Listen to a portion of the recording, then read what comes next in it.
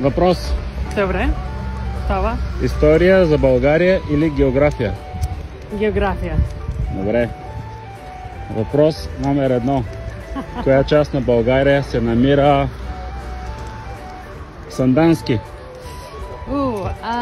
Запад, южно изложение. Наложение. Добре.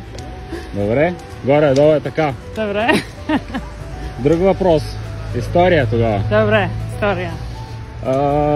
Васил Левски. Кой е бил той?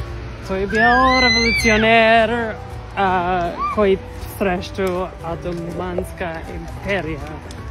Роден град на Васил Левски, знаеш ли? Карлово, ами как? Била съм там. А кой от Калофер известен човек? Христо Ботев. Добре. А от Сопот, знаеш ли? Иван Вазов ли беше? Да, браво, браво. Мерси. Чудесно.